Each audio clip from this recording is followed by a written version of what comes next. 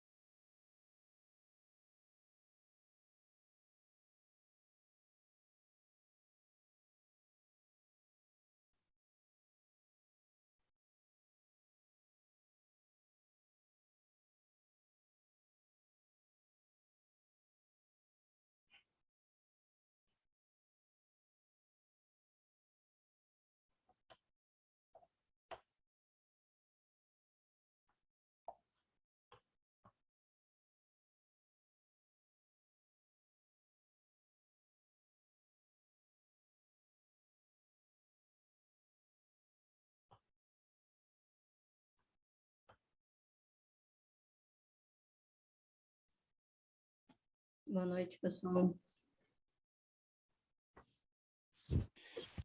Boa noite. Boa noite, Alice. Boa noite, pessoal.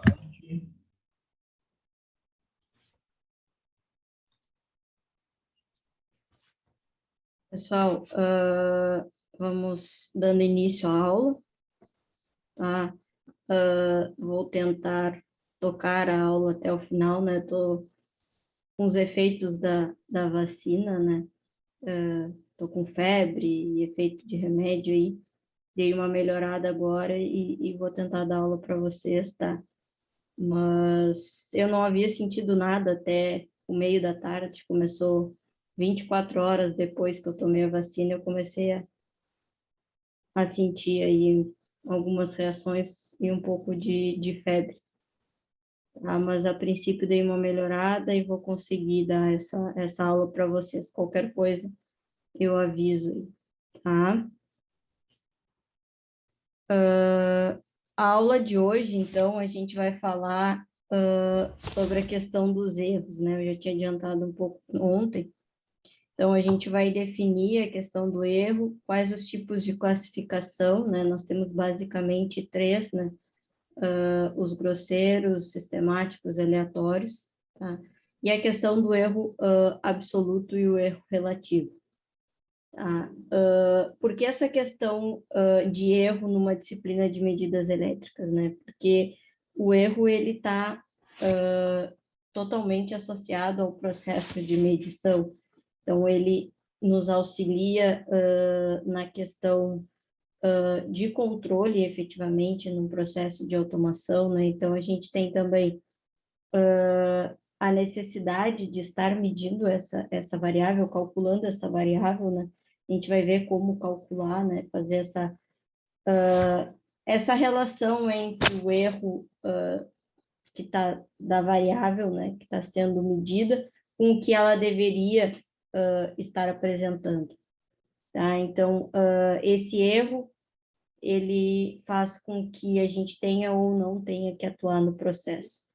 Então, se a gente não tem, se o erro é zero, significa que a variável que está sendo medida se encontra no mesmo valor que ela deveria estar, né? Se a gente tem um erro, bom, aí a gente já tem que avaliar se está dentro da faixa aceitável ou se a gente precisa atuar no processo e corrigir alguma variável no meio do caminho aí, tá? Fora isso, a gente tem a questão da própria imperfeição do instrumento, né? Então, de repente, ele não está bem calibrado, sofre influência de alguma questão externa, e aí não consegue medir corretamente, né? Então, a gente tem também essa questão do erro que está atrelado ao instrumento, assim como a gente tem o erro atrelado a questões climáticas, né, que não competem a nós não conseguimos evitar, né, simplesmente existem coisas que acontecem e a gente tem que tentar resolver da melhor maneira possível, mas a gente não consegue eliminar por completo esses tipos de erro, né? Então, a gente vai falar sobre isso, vai ver como calcular o erro absoluto e o erro relativo, tá? Na aula de hoje, justamente para dar, então, início a essa disciplina de medidas elétricas, porque nós vamos falar sobre medição, sobre instrumentos, e tudo isso está associado ao erro, então, por isso, começar com essa aula. Tá? Então, se a gente for bem geral mesmo, se a gente for pegar qualquer dicionário aí, e ver a definição de erro, tá? A gente vai encontrar que está associado ao ato ou efeito de errar, juízo ou julgamento em desacordo com a realidade observada, engano. Tá? Então, é justamente isso. Medir uma variável, né, falando já do processo de medição, que ela não está condizente com o que ela deveria, né, com o que ela deveria estar apresentando. Então, dessa forma, a gente tem um desacordo com a realidade, com o valor que a gente deseja. Tá? E aí, quando a gente fala do processo, tá, de medição, a gente tem, então, ele sendo definido como um ato de comparar, tá? E esse processo de comparação, ele está associado a diferentes tipos de erro, tá? Então, no momento em que eu estou comparando alguma coisa, eu tenho erros associados a isso. Então, é dessa maneira que a gente liga a questão do erro ao processo de medição. E como eu disse, esse erro ele pode ter diversas origens, né? Então, pode estar associado ao instrumento, pode estar associado ao processo, pode estar associado ao operador durante o processo de medição, né? Questão climática. Então, são diversos os fatores que ocasionam esses erros, né? E por isso a gente precisa avaliar e entender esse processo, tá? Então, quando a gente pretende medir o valor de uma grandeza, pode-se realizar apenas uma medição, né? Ou várias medidas repetitivas, dependendo das condições experimentais particulares ou ainda da postura adotada frente ao experimento. Então, dependendo do processo, eu vou verificar se apenas uma medição consegue me retornar a informação que eu desejo, ou se eu preciso de uma maior precisão, e aí dessa forma eu vou realizar várias medidas da mesma variável com as mesmas condições climáticas, ou seja, pressão, temperatura, umidade, tudo igual, né? E aí, a partir disso, eu vou avaliar se teve ou não teve diferença e qual a diferença que teve entre essas medições, tá? Então, dessa forma, a gente vai tentar extrair a melhor informação possível que a gente vai ter no processo para a gente poder decidir, então, como atuar, né?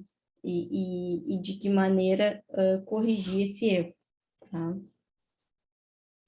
Então, quando a gente traz esse processo de erro para a medição, tá? Então, eu defini lá no início a questão do dicionário, mas vindo para o erro relacionado ao processo de medição, então, toda medida que é realizada por um instrumento, ela apresenta, né, uma diferença em relação ao seu valor verdadeiro, né, da variável física, e o valor que está sendo observado, né? Então, a gente pode dizer que o erro, nesse caso, seria a medida, né? Aquele valor que o sensor, no caso, está me retornando, por exemplo.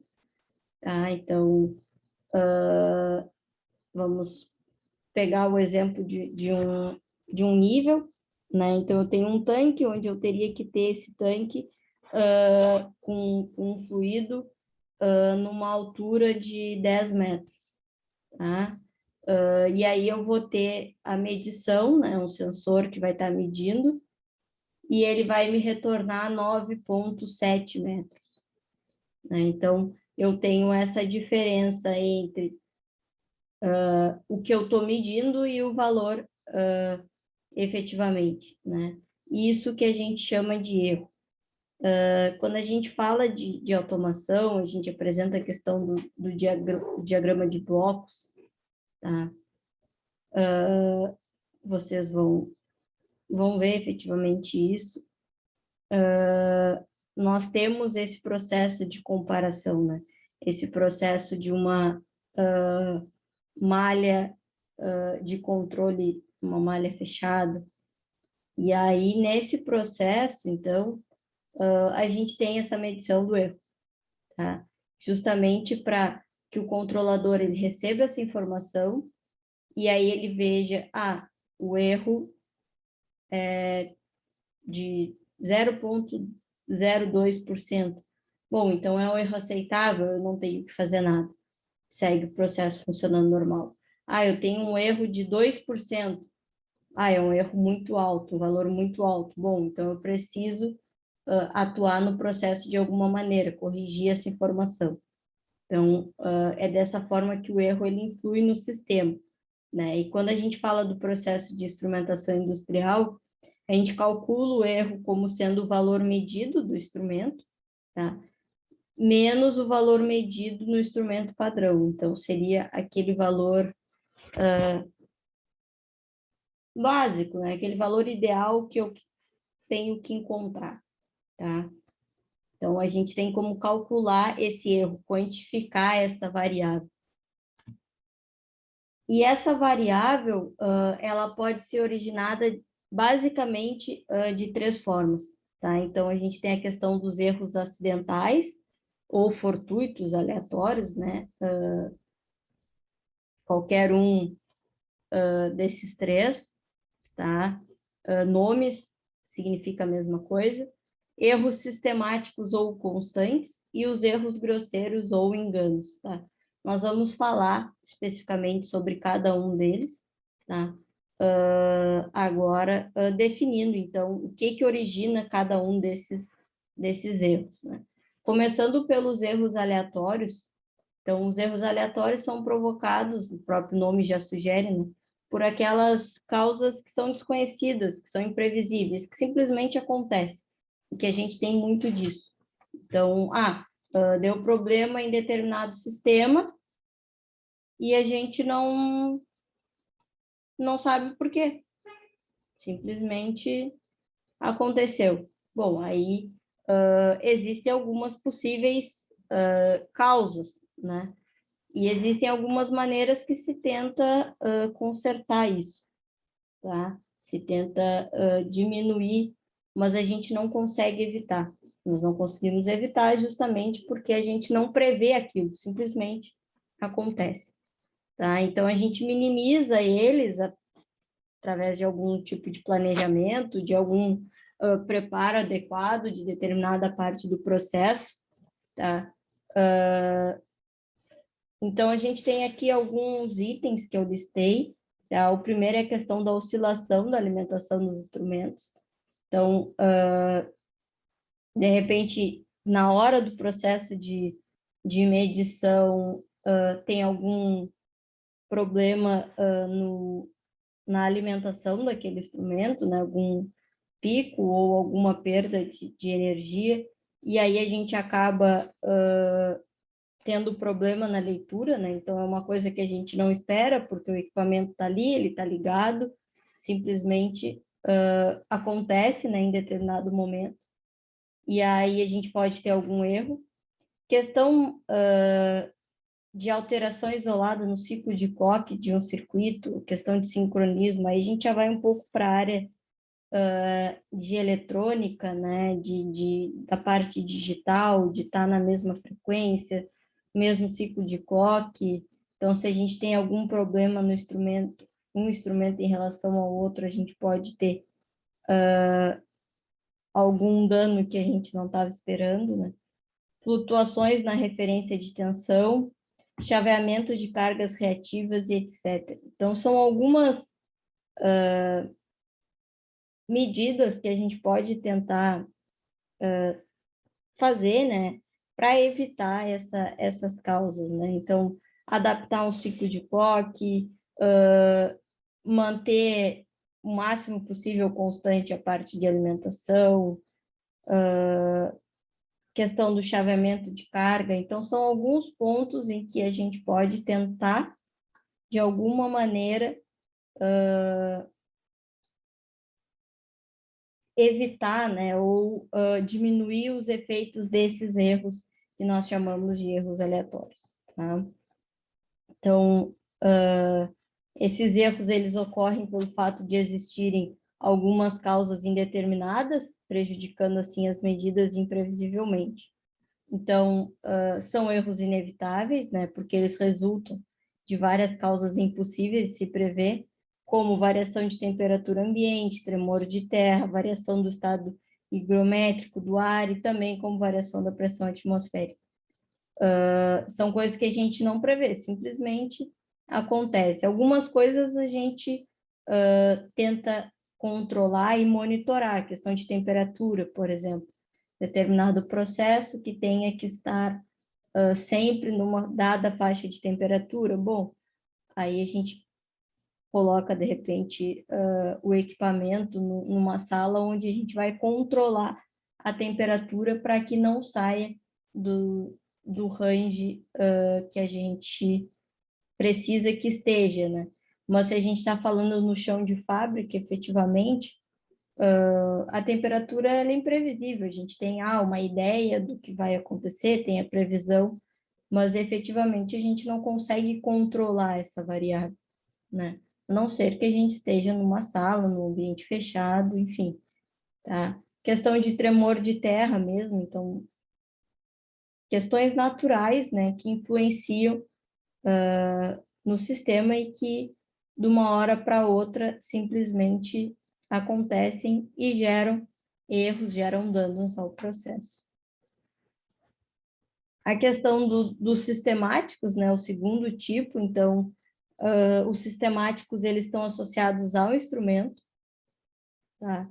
Então, são erros provocados por desgastes, falhas ou descalibração dos instrumentos ou por algum fator ambiental externo, tá? Então, está associado ao instrumento, né? Enquanto o outro está associado a diversas causas, questões climáticas, imprevisíveis.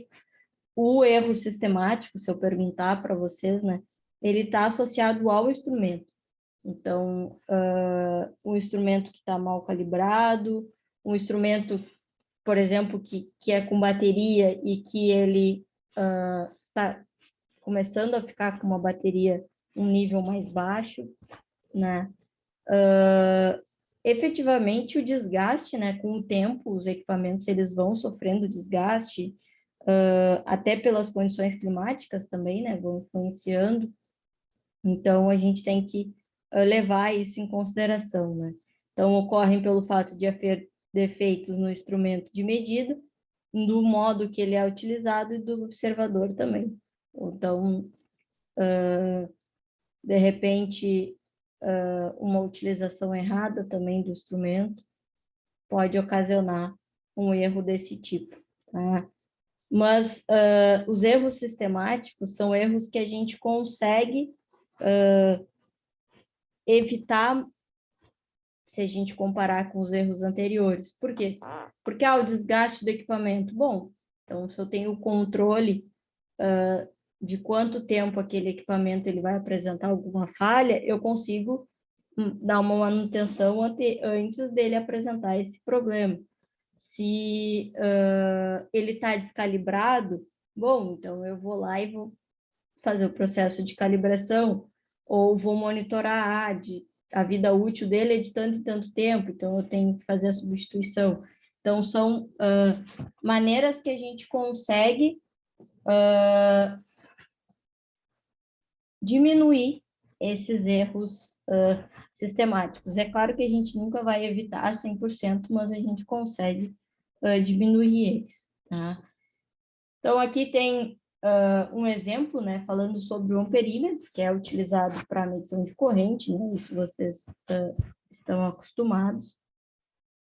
A resistência desse instrumento, ela é considerada pequena, né, perto de valores de resistência habituais, né, de outros instrumentos, do processo como um todo, né, então o amperímetro ele conta com uma resistência interna, mas que é considerada bem baixa se comparado ao restante, tá? Quando uma pessoa ela usa o amperímetro, se eu mensagem aqui, quando uma pessoa usa o amperímetro, então ela deve observar, então, vamos considerar nesse caso um amperímetro analógico, tá? A gente precisa observar se o ponteiro, né, está coincidindo com o zero da escala. Caso não esteja, né, a gente precisa fazer o ajuste. Por quê? Vamos supor que ele esteja um pouquinho inclinado para o lado, pouca coisa, 0,2. Aí eu vou fazer um processo de medição de uma temperatura em que eu tenho que estar de uma temperatura, não, desculpa, estou com febre, estou falando temperatura, de corrente, em que eu preciso que o valor seja exatamente 5. Tá? E aí, quando eu vou fazer o processo de medição, ele me deu 5,2 amperes. E aí eu acho que eu estou com problema no meu processo, por causa do 0,2. Mas, na verdade, não é isso. É porque o amperímetro, ele não estava no zero, ele estava com o ponteiro deslocado. E aí, no momento em que ele fez a medição, ele carregou essa informação com ele, né? Então, a gente precisa fazer esse ajuste, né? O próprio amperímetro, a gente vai falar dos instrumentos ao longo das aulas, mas o próprio amperímetro, o dispositivo analógico, ele tem, né? Ali um ajuste, né? Mas os dispositivos mais sofisticados, a gente precisa fazer a calibração para que a gente não tenha erro no processo de medição. Então, às vezes, a gente mede e acha que está com algum problema no processo, quando, na verdade, o problema é do instrumento e não do processo, né? Os erros sistemáticos, a gente ainda consegue subdividir eles, né? Então, primeiro, quanto à origem, né? E a gente tem duas subclassificações, que é a questão dos erros instrumentais e os erros ambientais. Então, os instrumentais que são inerentes ao instrumento, efetivamente. Então, devido a uma estrutura mecânica, ao circuito eletrônico, erro de calibração, ruído, desgaste do instrumento, não linearidade. Então, diversos fatores associados efetivamente ao instrumento, tá? E a questão dos erros ambientais, aí a gente está falando sobre condições externas, né, que influenciam no dispositivo de medição. Então, eu não estou falando da condição climática influenciar no processo, eu estou falando da condição climática influenciar no instrumento e, consequentemente, a gente ter algum erro associado a isso, tá? Então, questão de temperatura, umidade, campos eletromagnéticos, a gente tem muito disso, tá? A influência do campo eletromagnético de um campo no outro, né? Campo eletromagnético, campo eletrostático, enfim. E aí a gente precisa estar avaliando esses itens. Também conseguimos classificar quanto à resposta, né? Então, também duas subclassificações, os erros estáticos e os dinâmicos, tá? Os estáticos, quando as características de operação ou limites do instrumento são excedidos, né? Então, quando a gente utiliza o instrumento para uma aplicação que ele não comporta, né? A gente precisaria de um instrumento, de repente, com uma maior faixa de medida, com alguma outra característica diferente, que alguém aguente determinada temperatura, enfim, né? E a questão dos erros dinâmicos, que está associado ao atraso na propagação da informação, tá? Então, dependendo do instrumento, eu tenho ali dentro algum sistema que calcula alguma variável, por exemplo, e que me retorna a informação que eu desejo, mas que não é a informação efetivamente que eu meço, tá? E aí a gente tem sempre um atraso nesse processo entre o que eu vou medir e o resultado que eu vou obter, tá? E aí esse atraso, ele pode provocar erro. Por quê? Medir a variável agora, só conseguir a informação alguns milissegundos depois, quando eu efetivamente estiver vendo a informação, de repente ela nem está mais com aquele valor, tá? Por quê? Porque ele já alterou, isso é uma mudança constante. Então, se eu tenho um delay muito grande para retornar a informação que eu medi, no momento em que eu retornei a informação, talvez ela já não esteja igual ao valor que está sendo mostrado, né? Então, tem essa questão desse erro dinâmico, justamente porque eu não consigo medir e já mostrar a informação, tá? Eu tenho esse delay aí, e esse delay pode fazer com que eu esteja vendo uma informação que já não é mais correta.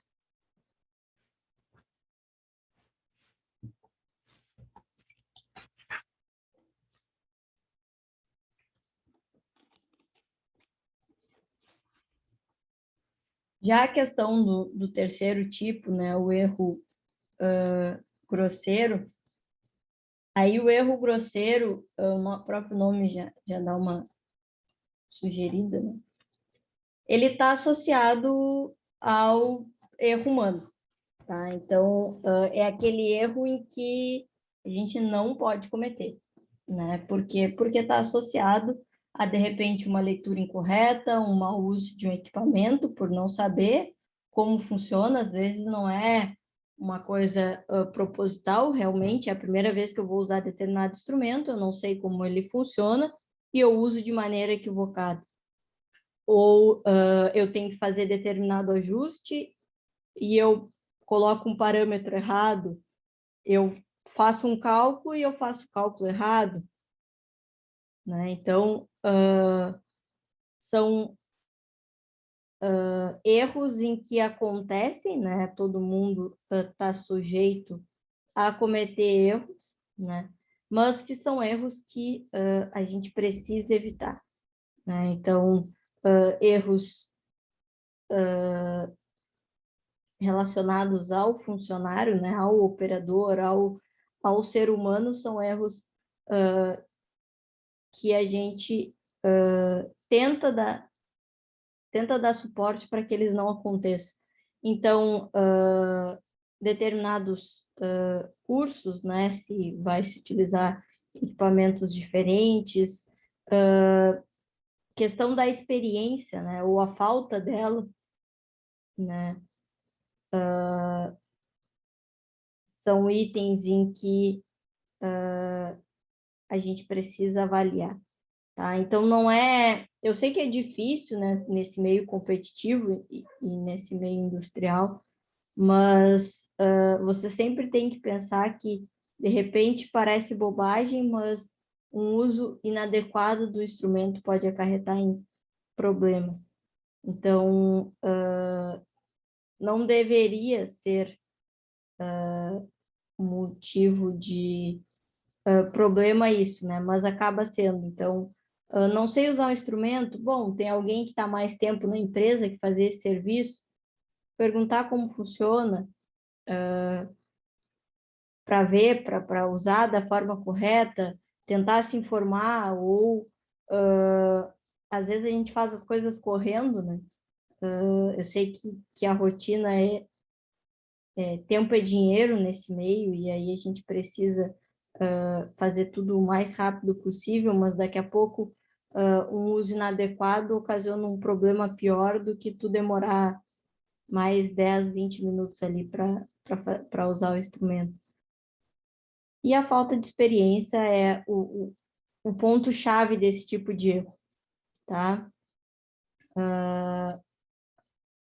Então, quando a gente fala de erros grosseiros, a gente está falando de erros associados ao ser humano e que estão muito atrelados à questão da experiência do profissional em mexer e lidar com equipamentos, com o processo como um todo, tá? Então, aqui tem um exemplo bem simples, tá?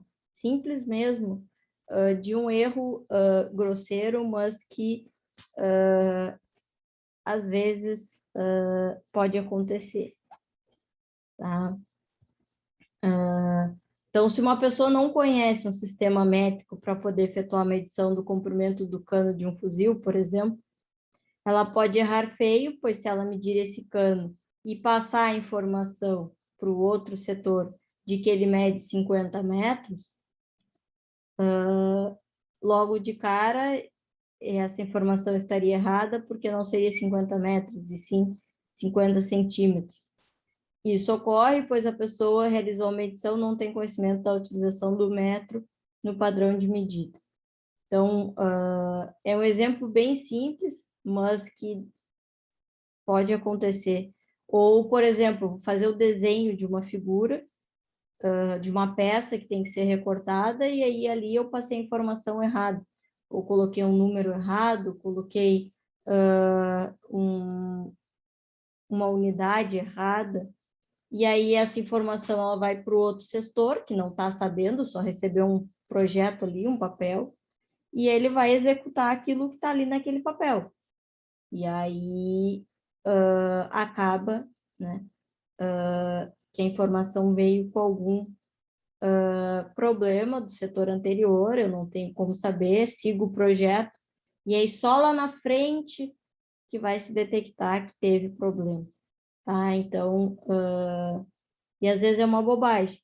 Olhei ali, deu 10. Aí vou passar para o papel, fui fazer outra coisa, não sei o quê. Putz, quanto era o valor mesmo? Acho que era 12. aí já foi com um erro aí que pode não dar em nada, né? Como pode acarretar em problemas maiores, tá? Boa noite, Alice. Boa Eu estava noite. falando aí, eu me lembrei de uma história. Eu trabalhei na Transpetro, numa terceirizada, Uhum. e nós fazia descarga de combustível. E aí tinha um operador lá, e ele era um coroa bem na manha, ele andava assim. E chegou um pessoal novo, uns novatos lá, pessoal novo, cheio de teoria, cheio de eu sei tudo, né? E aí tinha uma bomba para descarregar, essa bomba da descarga, ela tinha uma manha para funcionar, ela não funcionava de qualquer jeito. Principalmente pela manhã, até tu colocar o primeiro caminhão e descarregar, ela custava. Então tinha que abrir um dreno até sair o produto, aí abrir um outro segundo dreno para tirar o ar da linha, tudo mais, para que o motor da bomba puxasse, senão ela só patinava e não puxava. E os caras vinham e tentava, aí o cara, quando vinha aquele coroa, bem na mãe, cheio de experiência, e Já em menos trabalhando de um no minuto ele processo há um fazia tempo. funcionar. Em menos de um minuto ele fazia funcionar. E os caras, às vezes, não sabe nada. E o cara sabia tudo pela experiência, né? Que tu falou o erro por não conhecer o equipamento, né? Claro que, no caso ali, o tempo era o dinheiro, né? Que um caminhão que custava descarregar era tempo que tu estava perdendo. Né? Então, Sim. não era um erro de maiores dimensões, mas era um pequeno erro por não querer ouvir a voz da experiência ali, né? Então, ali é o último ponto, né, que antes dessa parte aí foi, né, ver Questão com da quem é mais experiência. experiente, né? Ouvir a voz da experiência muitas vezes, né? E isso acontece, porque às vezes essas empresas, principalmente antes, quando a gente não tinha a questão do processo automatizado, né? Nós éramos muito dependentes do operador. E aí essas empresas, elas acabavam ficando com aquele funcionário por muito tempo e ele que acaba sabendo como funciona tudo da empresa. E aí, daqui a pouco o cara se aposenta ou ele muda de setor e aí o resto cai, parece que de paraquedas ali, né? E aí fica pensando, pô, mas como que isso funciona? E aí o cara que está lá, aposentado, tinha tudo na cabeça, né? Era ele que fazia aquilo funcionar. Então, a questão da automação acabou que tu fica menos dependente do profissional, do operador, né? Mas tu precisa também de uma mão de obra mais qualificada para lidar com esses sistemas, né? Mas essa questão da experiência parece que não é, mas ela é extremamente importante. Teve uma determinada empresa da Barra em que em uma parada precisava corrigir um problema no equipamento, né?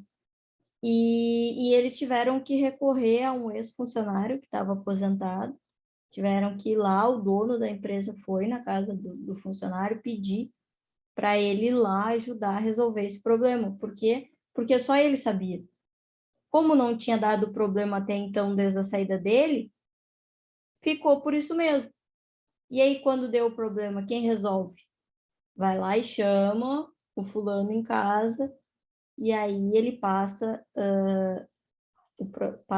o problema ou passa a solução, né, para quem está na empresa atualmente, né? Então, a gente acabava tendo essa dependência do funcionário, até por ele fazer as coisas, às vezes, do seu jeito, né? Só ele fazia, e aí o cara saía, e aí quem entrava não sabia como o processo funcionava, né? Eu sou a prova viva disso, Alice. Eu trabalhei 10 anos, mais de 10 anos, nos rebocadores da classe Abaís aqui, que estava em Rio Grande, o Abaís e o David. Aí a companhia pegou e tirou um rebocador, no outro mês ela pegou o outro e jogaram os dois para Paranaguá. O pessoal de Paranaguá não estava acostumado com aquele tipo de rebocador, começou a apanhar, não estava quebrando direto, estava dando problema, estava perdendo manobra. Me transferiram para Paranaguá, passei 3 anos lá. Aí eu treinei 4 pessoas que entraram, e depois de 3 anos eu consegui voltar para casa. Aí consegui a transferência de volta. Eu sou a prova viva disso. Quer dizer, tiveram que te levar para te poder ensinar, né, outras pessoas a mexer.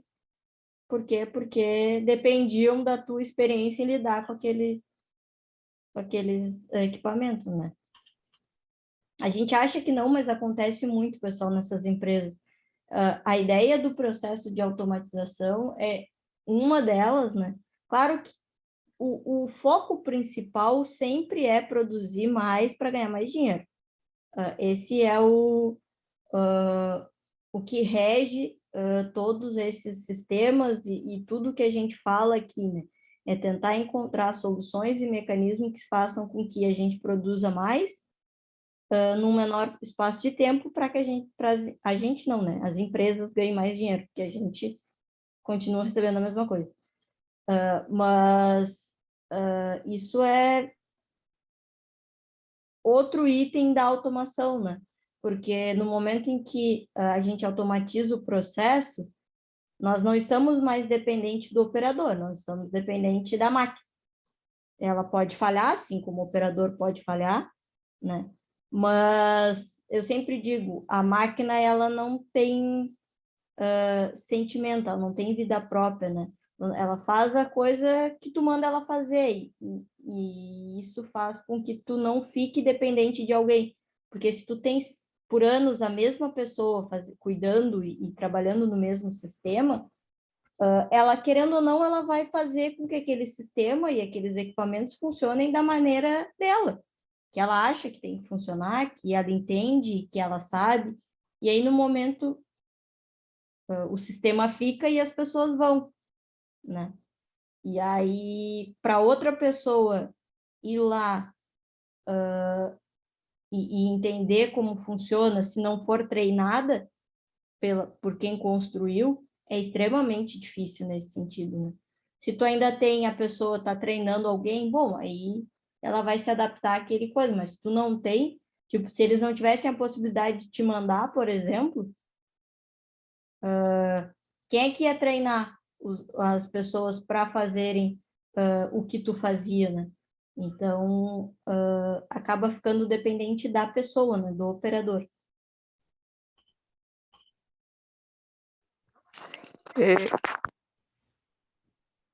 Esses dias aconteceu lá na empresa, lá a gente trabalha com 2 tombadores, e aí um deles não estava levantando.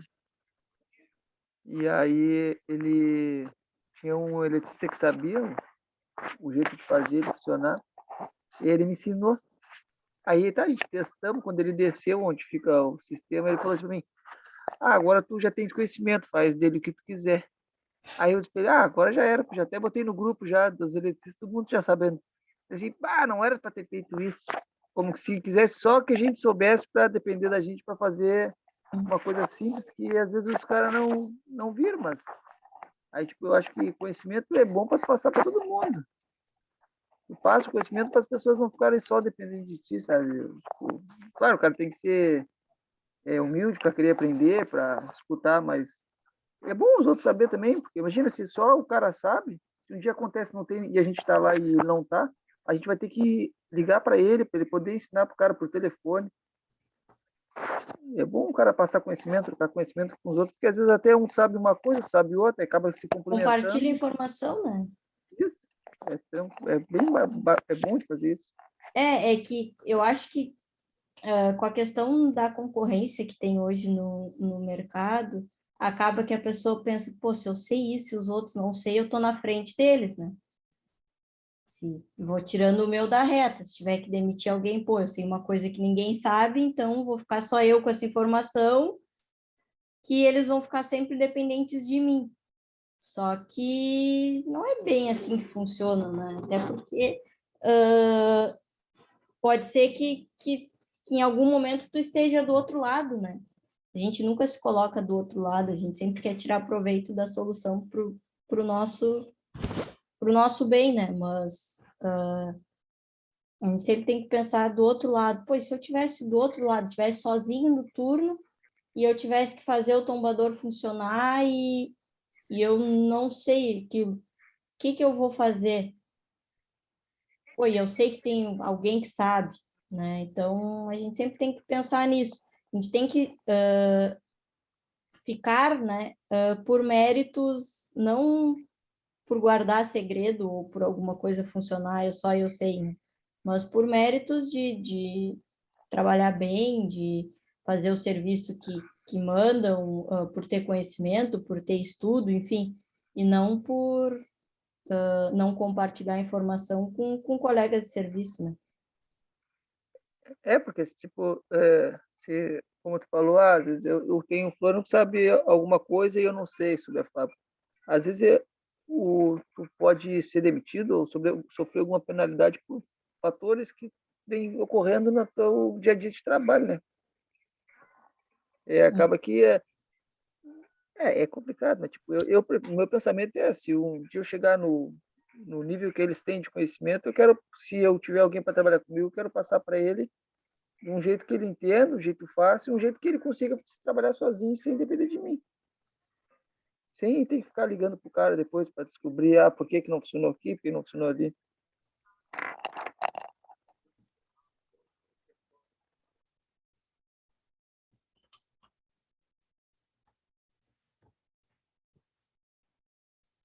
Então, seguindo nessa linha falando dos erros, né, dos tipos de erro, nós temos a questão do erro relativo e do erro absoluto. Provavelmente vocês já devam ter ouvido falar em um desses termos, tá? Então, a partir do momento em que se calcula um resultado por aproximação, a gente precisa saber como estimar e delimitar o erro cometido nessa aproximação, né? Então, basicamente o que a gente faz ali, simples, num cálculo. Eu estou dando uma disciplina para você, você encontrar um cálculo. Deu 4,9 a resposta, aí vocês vão lá e colocam 5. Vocês fizeram uma aproximação do resultado que vocês encontraram. Só que essa aproximação, ela tem que ser levada em consideração, tá? Dependendo do processo e da aplicação. Eu sempre, durante a faculdade, eu tinha, quando eu fazia física, os professores de física me falavam assim, pensa que por causa de 0,1 pode cair um prédio. Porque às vezes a gente queria arredondar o cálculo, dizer, precisa copiar todas as casas depois da vírgula? Sim, lá a gente tinha que copiar todas as casas depois da vírgula. Por quê? Porque arredondar ou aproximar o valor pode ter problemas mais lá na frente, né? Problemas de projeto. Então, nós temos erros associados a isso, né? Então, todo esse processo de aproximação, arredondamento, truncamento que a gente vai ver, nós podemos expressar em relação ao erro absoluto ou erro relativo, tá? Quando a gente fala do absoluto, então ele representa o valor de erro ou engano ao medir algo. Depois a gente vai ter um exemplo para tentar tornar isso mais fácil. E o erro relativo compara o erro absoluto com o tamanho real do objeto medido. Então, para obter o relativo, eu tenho que ter o absoluto, tá?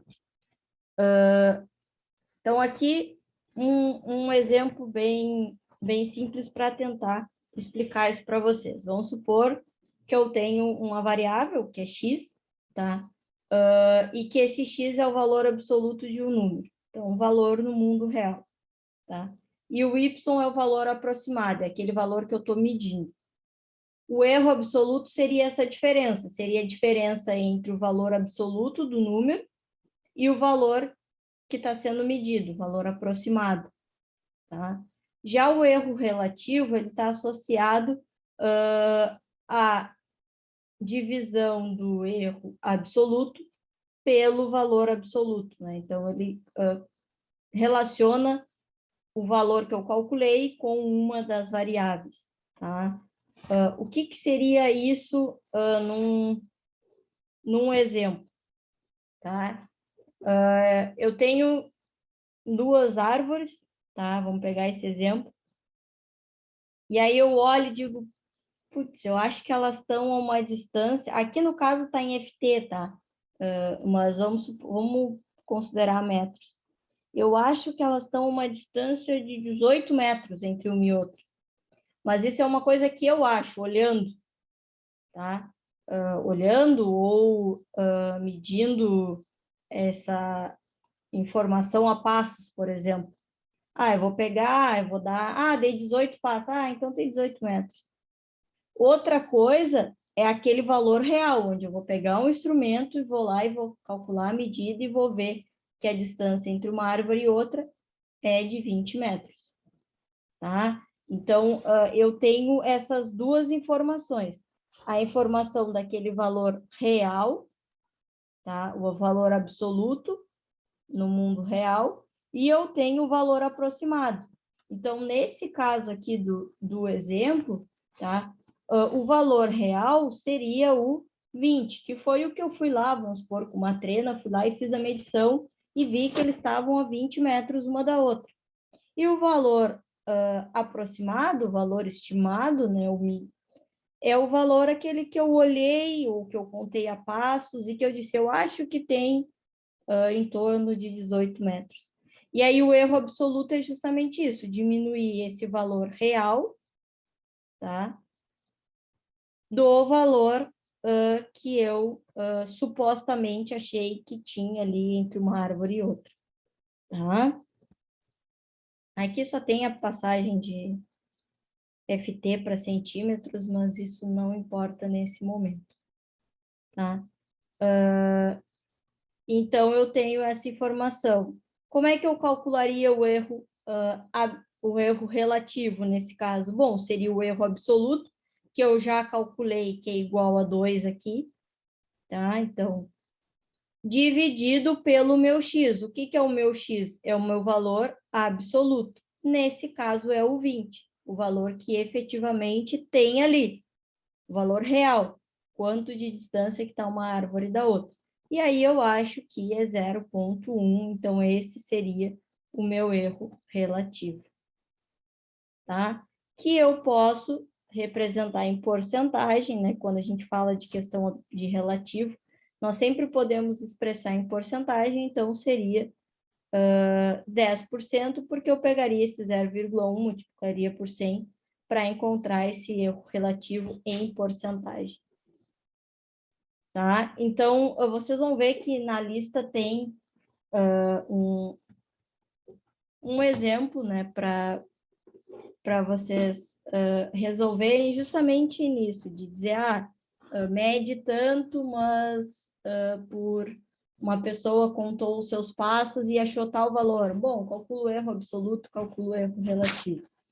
Tá? Seguindo mais ou menos o exemplo que eu mostrei aqui. Tá? Então, se a gente quiser, por exemplo, deixa eu pegar um mais vazio. Pode ser aqui. Se eu quisesse dar um exemplo, um outro exemplo para vocês, então, vamos supor que eu estou numa empresa e eu tenho um tanque, que nem eu falei para vocês, um exemplo de nível. Eu tenho um tanque e eu quero saber a altura desse tanque, tá? Eu olhando, a gente sempre faz meio que uma projeção de nós mesmos em relação ao que a gente está medindo, né, para saber a altura. Aí eu digo, eu acho que esse tanque tem 9 metros. Tá?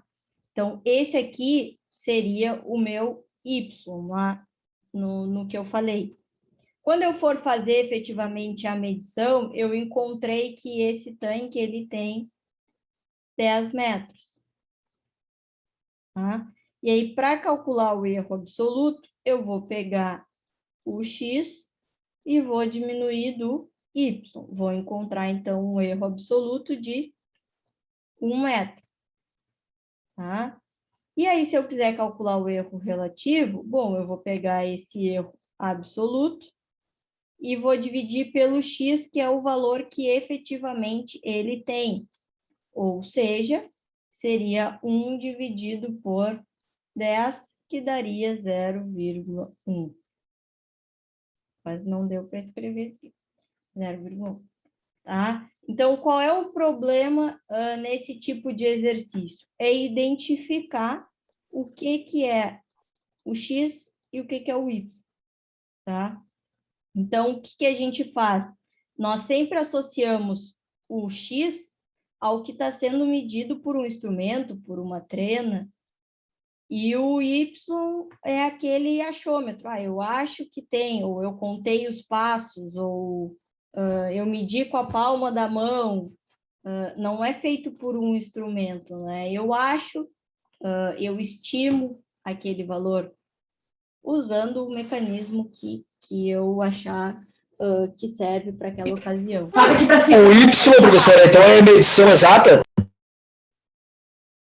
Não, o X é a medição exata.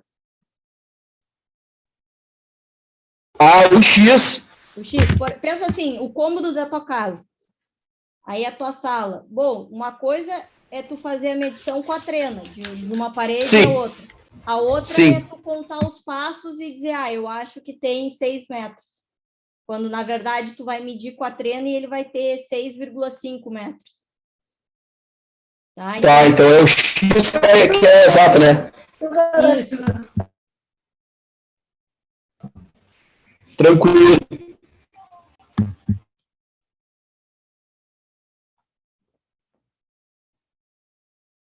Quando eu falei para vocês da questão do erro, eu disse sempre, sempre tem uma margem que o sistema ele aceita, que a gente trabalha. Quando eu falo esse tipo de coisa, até quando eu dou aula de automação e estou apresentando a questão da malha de controle, eu costumo usar o exemplo do ar-condicionado, né? Nós colocamos ali o valor, eu quero que esteja hoje um valor, né, sei lá, 25 graus. E aí, em determinado momento, ele alcança essa temperatura e o ar ele desliga, né? E ele só vai voltar a funcionar quando ele fugir daquela margem que é aceitável, então, tanto para mais quanto para menos. O sistema de controle, ele sempre tem isso, porque senão acaba virando um on-off, né? Eu quero que esteja em 25, aí ele chegou em 24,9, o ar-condicionado liga, ele chegou em 25, ele desliga, chegou em 25,1, ele... Então, acaba virando um on-off. Então, eu sempre trabalho com uma margem, que a gente diz que é um erro máximo admissível, né? O quanto nós podemos permitir que tenha a variação da variável em que eu estou controlando, que eu estou monitorando, né? Então, seria o valor absoluto do extremo do erro de medição. Então, eu tenho um valor de referência conhecido, né, aceito por especificação do instrumento, por regulamentações, enfim, foram feitos uma série de testes, né? É estabelecido por norma, e aí eu sei que tal instrumento ele pode ter um erro, por exemplo, máximo admissível de 1%. Então, se eu tiver que calcular, aí eu vou calcular 1% para mais, 1% para menos, e aí eu vou saber a variação que eu posso ter de erro naquele instrumento, né? Então, é assim que o sistema de controle automatizado ele funciona, né? A gente tem o que a gente fala que é um range, o limite inferior, o limite superior, máximo que eu posso aceitar. Quando foge desse valor, aí sim eu efetivamente vou atuar no processo, né? Porque a gente sempre quer o erro igual a zero, ou seja, significa que o valor que eu estou medindo é o valor que eu queria que estivesse o sistema. Mas a gente sabe que sempre tem uma oscilação e a gente só precisa saber o quanto a gente pode permitir de oscilação, né? Isso varia de instrumento para instrumento, de processo para processo, né? De variável para variável, tá? Depois a gente tem a questão do erro de truncamento, né? Que ele está associado ao método numérico, né? Então, quando eu tenho um processo matemático que tem um resultado infinito, né? Eu tenho que, em algum momento, truncar, né? Então, por exemplo, uma dízima periódica na matemática, né? Ela não tem fim. Então, para usar essa variável, eu preciso ter essa questão do truncamento. Mas no momento em que eu tenho isso, eu sei que eu estou perdendo informação. Então, eu preciso saber o quanto de informação eu preciso. 5 casas decimais, que a gente fala que é a resolução do instrumento, né? 5 casas pós-vírgula é o suficiente? 4, 6, enfim, para que eu possa fazer o truncamento, né? E utilizar essa variável, tá?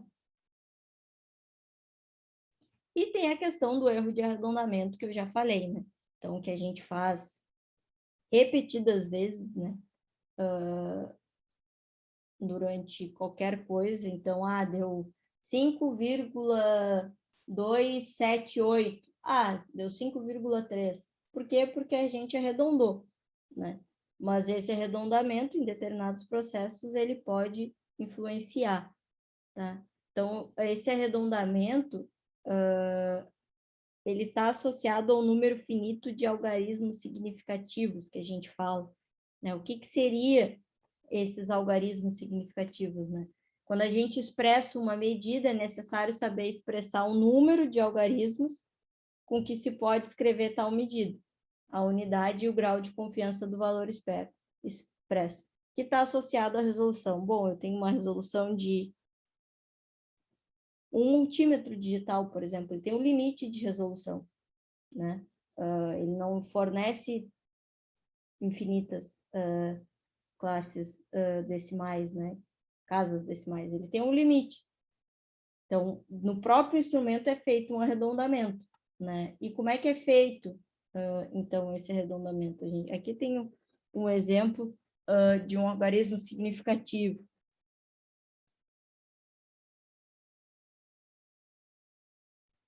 Então, não entendi o que eu... Enfim. O que eu tenho aqui? Eu tenho a medida de um lápis, por exemplo, né? Então, eu coloquei que a medida dele é 5,75.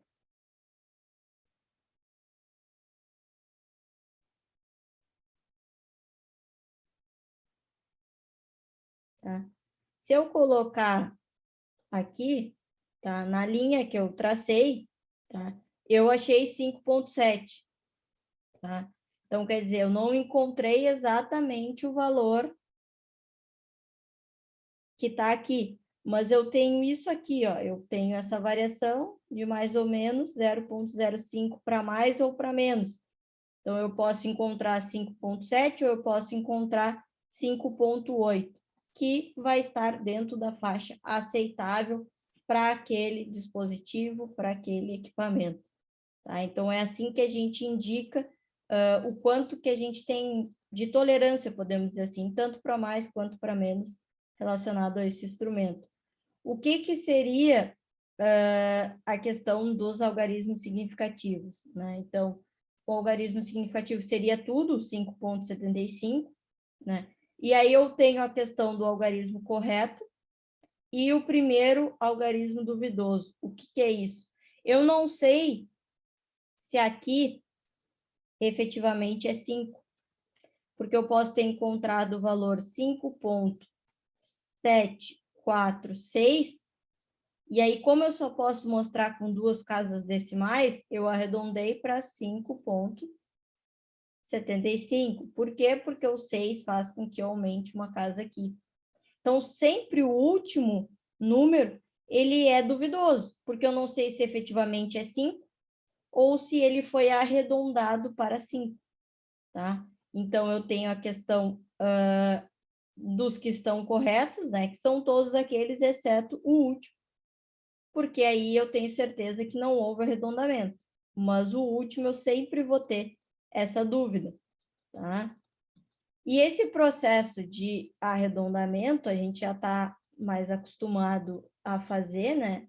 Quando a gente fala do 1, 2, 3 e 4, a gente arredonda para baixo, né? Então, por exemplo, se eu tenho, que nem aqui, 3,14, e eu quero mostrar com uma casa só, eu vou colocar 3,1. Por quê? Porque é 4, eu não tenho que aumentar o valor anterior. Tá? A mesma coisa aqui, 2,73, o que eu tenho que fazer? Reescrever como 2,7 porque o valor é 3, então eu não tenho que aumentar a casa anterior. Diferente do que acontece com 6, 7, 8 e 9. Tá?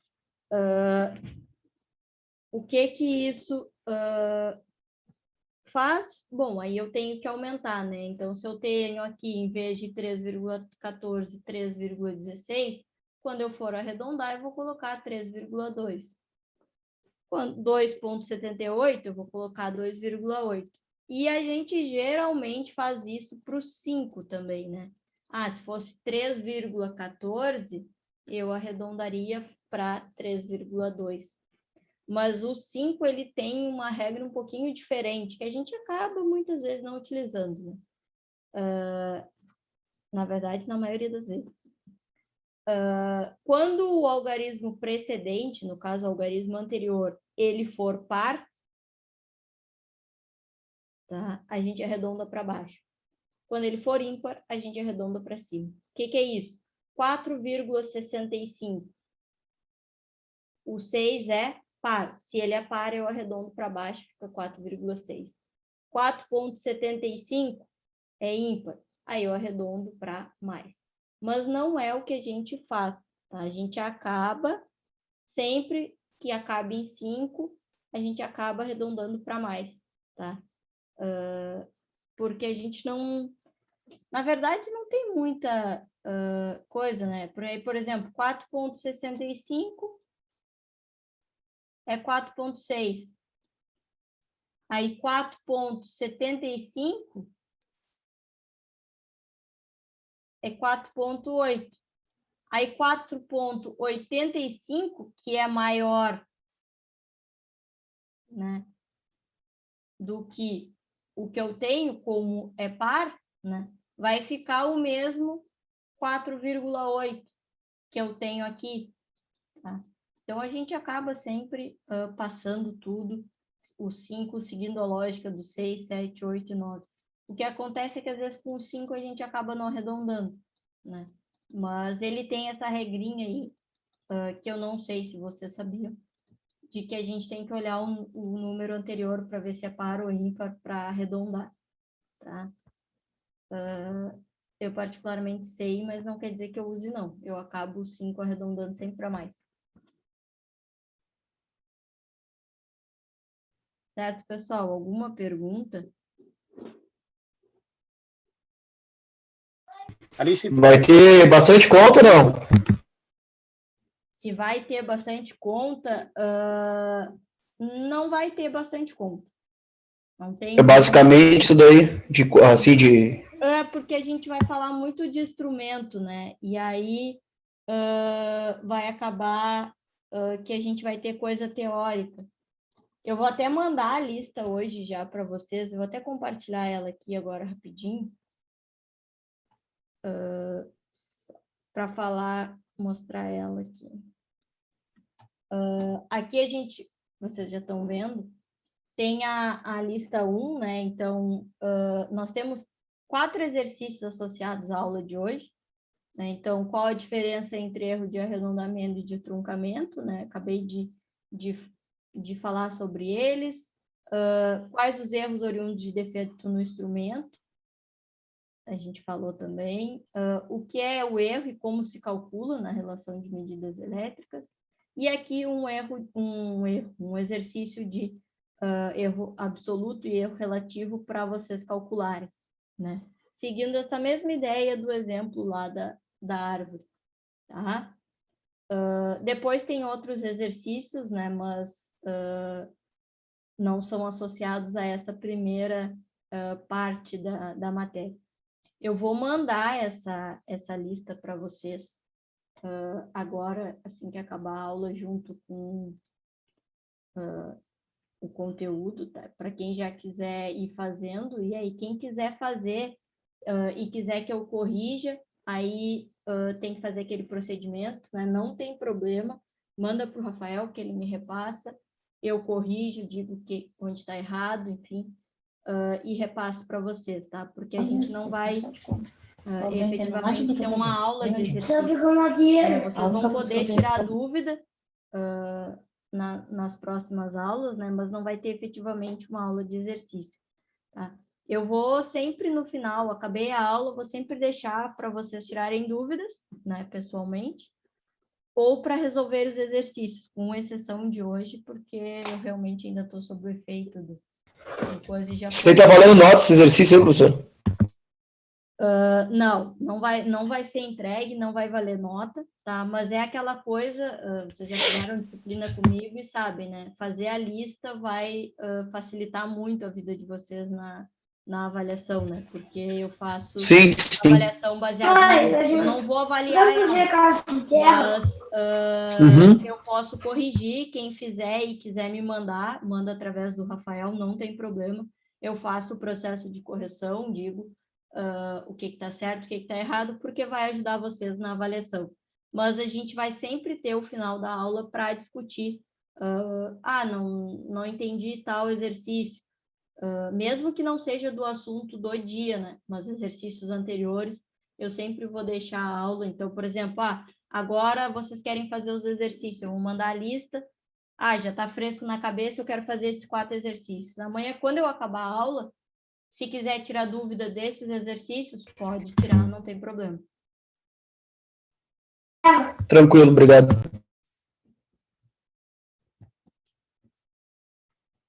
Tá? Mas não tem problema, se quiserem que corrija, só aquele velho não, né? Novo método aí de mandar pro Rafael. Tá?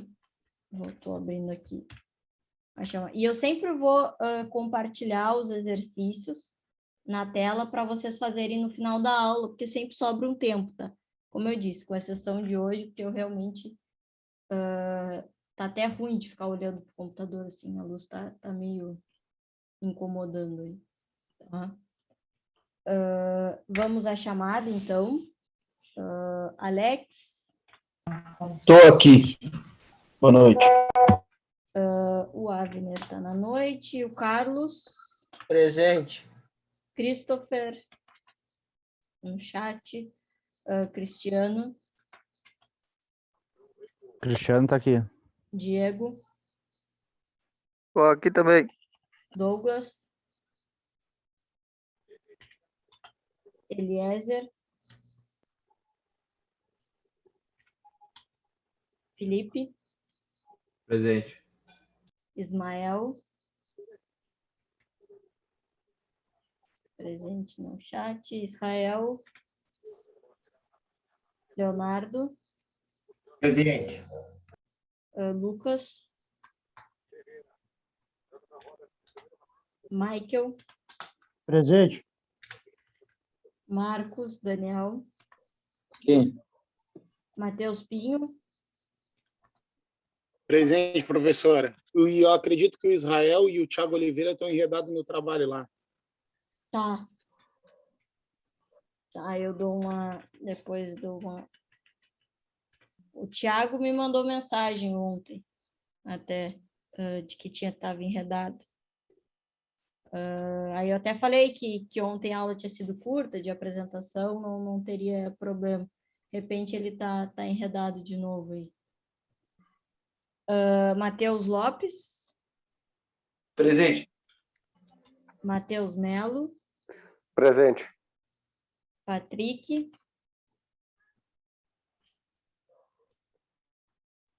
Tiago Rous? Presente. Tiago Borges? Alice, desculpa aí, Patrick, presente. Tá, tranquilo, Patrick.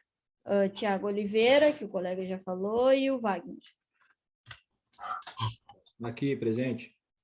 Tá, eu vou mandar agora o material para vocês, vou mandar a lista aí para quem quiser começar, e aí amanhã a gente continua, então, e tire eventuais dúvidas para quem já quiser fazer os exercícios.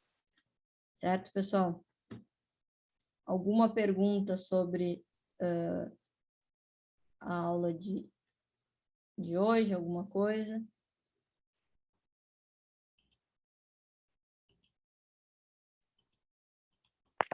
Por minha parte, não, professor. Tá tranquilo. Pelo visto. Então tá. Então, boa noite a todos e a gente se vê amanhã. Boa Valeu. noite. E o Grêmio tá perdendo aí.